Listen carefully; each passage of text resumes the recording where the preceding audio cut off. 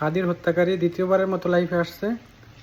ভিডিওটা দেখুন, শেয়ার করে সবাইকে দেখার সুযোগ করে দেন, আর বেশি বেশি শেয়ার করবেন যেন প্রশাসন দেখতে পারে।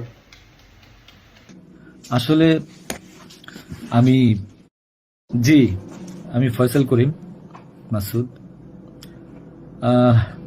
বিগত 12 ডিসেম্বর ওসমান হাদির নামে যে ব্যক্তির হত্যা মামলা আসামি আমাকে করা হয়েছে, আসলে আমি এই মামলার সাথে এই ওসমান হাদির যে হত্যা, এই হত্যার সাথে আমি কোনোভাবে প্রত্যক্ষ বা পরোক্ষভাবে জড়িত না। এটা পুরোটা একটা মিথ্যা বানোয়াট একটা নিউজ বা যেটাই বলেন আসামি আমাকে করা হয়েছে। করার পিছনে বেশ কিছু কারণ আছে, কারণ আমি তার প্রচারণে ছিলাম। আমি তার অফিস বলেন, আড্ডাখানা বলেন, যেটাই বলেন আমি সেখানে ছিলাম। সেখানে থাকার পিছনে মূল কারণটা হলো, আপনারা জানেন যে আমি অ্যাপেল সফট আইটি নামে একটা প্রতিষ্ঠানের মালিক। বিগত 10-12 বছর ধরে এই প্রতিষ্ঠান আমি চালাচ্ছি। এই প্রতিষ্ঠান থেকে আমি প্রায় 20-30 কোটি টাকার কাজ করেছি উইদাউট তদবির, সুপারিশ ছাড়াই। কারণ আমি ব্যাটল অফ 71 এর প্রতিষ্ঠাতা। ব্যাটল অফ 71 এর মতো একটি গেম বানিয়ে আমি বাংলাদেশে জাতীয় পুরস্কারও পেয়েছি। আমি সফটওয়্যার ইঞ্জিনিয়ার, আমি এমবিএ করেছি। এখন কথা হচ্ছে সেটা না, কথা হচ্ছে যে আমি সেখানে কেন গেলাম। সরকার পতনের পর আমার ব্যবসা প্রতিষ্ঠানে অনেক লস হয়, যেখানে আমি ঋণগ্রস্ত হয়ে যাই। তো আমি কিছু কাজ, নতুন কাজ, আইটির কাজ জমা দিয়েছি। তো আমি তাদেরকে জমা দেওয়ার পর আমি দেখলাম যে তদবির সুপারিশ এখন দরকার হবে, কারণ যেহেতু আমার ব্যক্তিগত প্রোফাইলে এখন কোনো কাজ হচ্ছে না। তো আমি ওসমান হাদির ওখানে যাই, তার সাথে কথা বলি। বলার পর সে আমাকে আশ্বস্ত করে বলে যে সে আমাকে কাজ পাইয়ে দিবে। এই বাবদ সে 5 লাখ টাকাও চায়। আমি 5 লাখ টাকা দিই তাকে। নগদ চেয়েছিল, আমি নগদই দিয়ে দিয়েছি।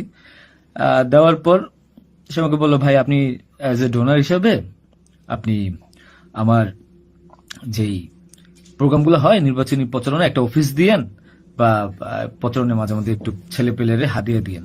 তো সে হাদিয়াই বলে আসলে বেসিক্যালি। তো আমি এরপরে শুক্রবার আমাকে আসতে বলে, আমি প্রথম শুক্রবার তার সাথে যাই, প্রচারণা করি। সেই সুবাদে আমি আমার 2টা ছোট ভাই নিয়ে গিয়েছিলাম, যারা এলাকা লোকাল। তো এখন তাদেরকে হয়তো আসামি করা হচ্ছে, আমি জানি না। তারা কিছুই জানে না, যেমন আমি জানি না, তারাও জানে না। তো তারপর তাকে আমি 5,000 টাকা দিই। তার সাথে যে ছেলেটা আছে জাবের, তাকে জিজ্ঞাসা করলে জানতে পারবেন, সবার সামনে আমি দিয়েছি, এবং হাদিয়া হিসেবে সে খুব হাসি মুখে এটা গ্রহণ করেছিল। তারপর ওই দিনের খাওয়া দাওয়া শেষ, প্রোগ্রাম শেষ, আমরা চলে আসি। এরপর আমি আমার ব্যক্তিগত কাজে, নানা কাজে ব্যস্ত ছিলাম। হাদি একদিন ফোন দিয়ে আমাকে বলে, ভাই 16 ডিসেম্বর আসছে, আপনার সাথে কিছু কথা আছে, আপনি আসেন। তার হোয়াটসঅ্যাপ মেসেজটা চেক করে দেখলে জানতে পারবেন। আমি কিন্তু তার নেক্সট শুক্রবার দিন, মানে আমি বৃহস্পতিবার দিন আমি কিন্তু যাইনি। সে আমাকে ফোন দিয়ে নিয়েছিল যে আপনি আসেন, এসে আপনি দেখেন যে আপনার সাথে কিছু কথা আছে, আপনার কাজটার বিষয়ে কিছু কথা আছে, আর আমাদের 16 ডিসেম্বর প্রোগ্রামে আপনি একটু হেল্প লাগবে। তো আমি যাই। সাথে আমার বেসিক্যালি আমি বাইক চালাতে পারি না, সেজন্য আমার যে বাইক, সেই বাইকের একজন চালক ছিল, ওটা আমার খুব ক্লোজ ছোট ভাই, আমার খুব স্নেহের, আলমগীর। এবং তাকে নিয়ে যাই সাথে করে। যাওয়ার পরে তার সাথে আমি, পতাকা হবে 35 ইঞ্চি, 40 ইঞ্চি, 18 ইঞ্চি, এগুলো জাবেরকে জিজ্ঞাসা করলে পাবেন, তার সাথে লোক, তাদের সবাই যারা ছিল ওই সিসি ক্যামেরা যাদেরকে যাচ্ছেন সবাইকে জিজ্ঞাসা করতে পারেন।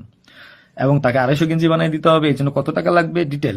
এবং ঘটনার দিন আমাকে সে রিকোয়েস্ট করে, আজকে যারাই যে আপনারা দেখছেন হাজার হাজার লোক, শত শত লোক, হাদির তো এত লোক ছিল না, কারণ সে আমাকে নিজেই রিকোয়েস্ট করেছিল যে ভাইয়া আপনি আমাকে 5-10টা পোলাপাইন দিয়েন, আর 16 ডিসেম্বরে 50টা ছেলে পেলে দিয়েন, যেন আমার পতাকাটা ধরতে পারে, আমার প্রোগ্রামটা সাকসেস করে দিতে পারে। তো দেখেন, তো ওই জায়গায় আমি তাকে আশ্বস্ত করি, ঠিক আছে আমি চেষ্টা করব। তো পরের দিন আমি যাই। পরের দিন আর মাঝখানে একটা কথা বলি, আমার এর পরের দিনই দুবাই যাওয়ার কথা ছিল, যেহেতু আমার দুবাইয়ের মাল্টিপল গোল্ডেন ভিসা আছে। আমি এর আগেও দুবাই গিয়েছিলাম। তো আমার একটা কাজে দুবাইয়ের কিছু প্রোডাক্ট কেনার কথা ছিল। তো আমার টিকিটটা আমি ওই দিন ক্যান্সেল করাই, যেহেতু সে রিকোয়েস্ট করেছে, পিছায় দিই।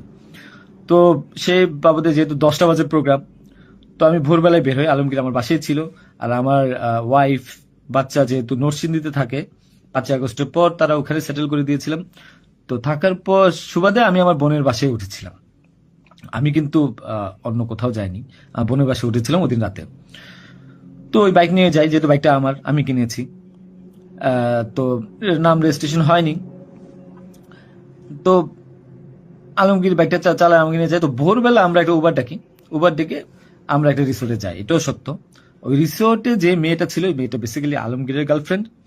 কারণ আলমগীর আমি দুবাই চলে যাওয়ার পর সে যেহেতু এলাকায় থাকতে পারছিল না, তার একটু বাইরে থাকতে হবে। তো মেয়েটা তার কাছে একটা হেল্প চায় বাসা ভাড়ার জন্য। তো আলমগীর তার গার্লফ্রেন্ডকে হেল্প করার জন্য বলে, ঠিক আছে তুমি আজকে দেখা করো, আজকে আমাদের অনেক কাজ, তোমার সাথে আমি পরে দেখা করতে পারবো না। তো আলমগীরের সাথে আমি যাই, যাওয়ার পর 8টা-9টার দিকে আমি আবার চলে আসি, কারণ আমার এই টিকিটটা ক্যান্সেল করতে হবে, আবার হাদির প্রোগ্রামে যেতে হবে, ছেলে পেলে নিয়ে যেতে হবে। তো আমি প্রিপারেশন নিয়ে সকালবেলা চলে আসি। আসার পর এখানে যে মেয়েটার গার্লফ্রেন্ড বানানো, মিথ্যা বানোয়াট একটা প্রচারণা, মানে এর চেয়ে লেম জঘন্য কোনো কিছু হইতে পারে না এই দেশে। মানে আমাকে আসামি করেছেন, ভালো কথা করেন, কিন্তু এইরকম মিথ্যা মানুষের কলঙ্ক দেওয়ার কোনো মানে নেই। সতরা জানেন ওই মেয়েটা গরিব একটা মেয়ে, মেয়েটাকে ফাঁসাচ্ছেন,